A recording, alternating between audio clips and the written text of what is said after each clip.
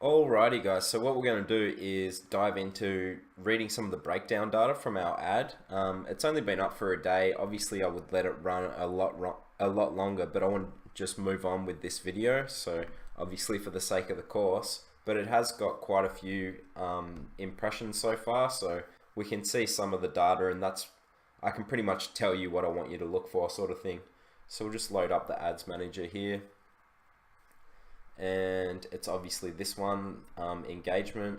As I said, make sure that you title all of them right.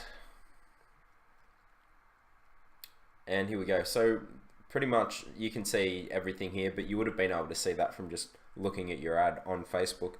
But what we're looking at mainly is cost per result. So it's at 5 cents, which is quite good. Pretty happy with that. I like it to be under 15 cents. If it's over that, like 20 cents or more, you would call that pretty expensive for a cost per result. So like 5 cents is actually quite good. Yeah, usually if it's more expensive, it means it's more expensive sort of niche. But yeah, 5 cents is quite good. So under 15 cents is something to pay attention to. But what you're going to come over to is the breakdown tab here. This is what we want to talk about. So you can break it down by time, like what day it was up, so you know the date, week, 2 weeks, month. That's pretty good. I don't really pay attention to that as much as I pay attention to these ones. So this is where the power of using a post engagement ad and gathering data is quite good, because we can now dive into age. So let's have a look at this. So now we know we've got our ages over here, and we know that so it looks like 35 to 44, which is interesting. But this is, as I said, this hasn't been running very long. So obviously you would let it run for at least like 5 days to a week to really get some data. This has only been running for like overnight pretty much, but as I said, I want to make this video. So you would let this run longer. But for now, let's say that this is the end of the ad. You've got 35 to 44 is obviously a strong one. And as you can see here, they're all quite low, like I was saying. So cost per result, so 5 cents, 5 cents, 4 cents, 4 cents. So really good there. Pretty happy with that.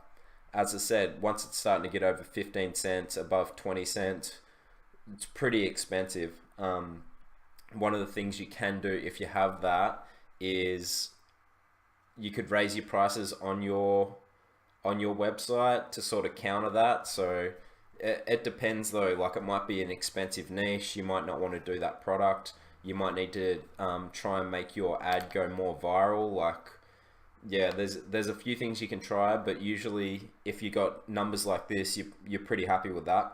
So yeah, if we're just breaking this down though and looking, so we've got results here.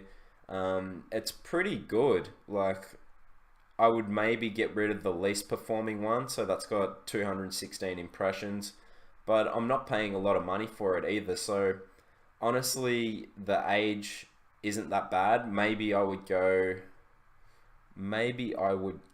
18 to 44 or 18 to 50. Oh, well, that's what I've got it at anyway. So yeah, honestly, I pretty much got that fairly good. If you were really being full on about it, you might go 25 to 44, but that's something you could test further down the line. But the point is, let's say that one of these is a blowout, because this is fairly even. When you make The reason you're getting this data is so that when you make your website conversion advert, you can put in these ages, the ones that you know that people are going to react the best to. So that's the whole point in gathering data. So if we go back to this, now we can go gender. Now this is pretty obvious what it's going to be, because it's a skull watch. So obviously male are going to be more interested, but there is some female interest. Maybe they're looking for their boyfriends, or maybe they just like skulls as well. But obviously male is going to be better, so we know that when we make our website conversion ad, we would use male instead of females. I would get rid of females altogether.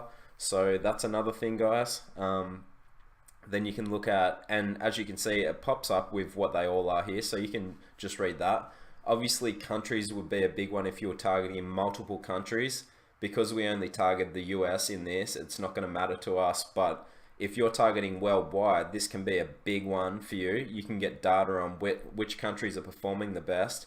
And then when you make your website conversion ad set, you'd obviously get rid of the least performing ad set. So let's say that I was targeting UK, Australia, and Canada as well as US, and then UK and Australia aren't performing well. I would get rid of those two for my website conversion ad and only use the best performers. So that's another one, guys.